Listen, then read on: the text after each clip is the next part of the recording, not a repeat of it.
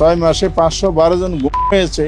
জামায়াতের মতো একটি ইসলামিক দলের নেতারা যদি টুপি খুলে মিথ্যা বলেন সেটিও না হয় সহ্য করা যায়, কিন্তু কিভাবে তারা বিসমিল্লাহ বলে মিথ্যা শুরু করেন? জামায়াতের সঙ্গে জোটবদ্ধ হয়ে জাতীয় নাগরিক পার্টি এনসিপি একই ধরনের গুজব, মিথ্যা ও প্রোপাগান্ডা ছড়ানো শিখেছে।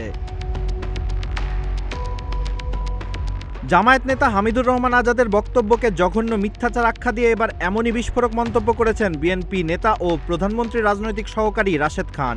সোমবার নিজের ফেসবুক পোস্টে রাশেদ খান এসব মন্তব্য করেন।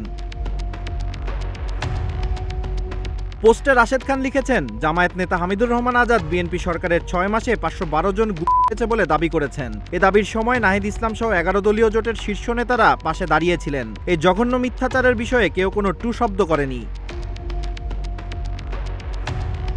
জামায়াত নেতাদের বিরুদ্ধে মিথ্যা তথ্য প্রচারের অভিযোগ তুলে তিনি পোস্টে লিখেছেন, জামায়াতের নেতারা ঠিক এভাবেই আত্মবিশ্বাসের সঙ্গে মিথ্যা তথ্য প্রচার করেন, কিন্তু জামায়াতের মতো একটি ইসলামিক দলের নেতারা যদি টুপি খুলে মিথ্যা বলেন সেটিও না হয় সহ্য করা যায়, কিন্তু কিভাবে তারা বিসমিল্লাহ বলে মিথ্যা শুরু করেন?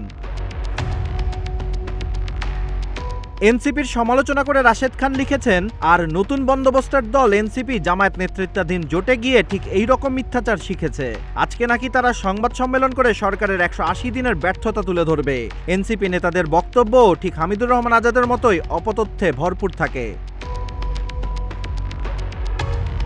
জামায়াত ও এনসিপিকে নিয়ে মানুষের মধ্যে সমালোচনা তৈরি হয়েছে দাবি করে তিনি পোস্টে লিখেছেন, এজন্যই মানুষজন বলা শুরু করেছে, আত্মবিশ্বাসের সঙ্গে গুজব, মিথ্যা ও প্রোপাগান্ডা প্রচারে জামায়াত এনসিপি ইতোমধ্যে চ্যাম্পিয়ন হয়েছে।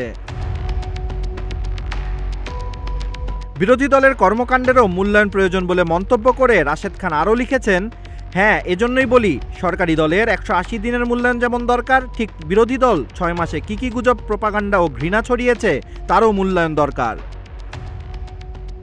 Abid Hasan, green TV digital.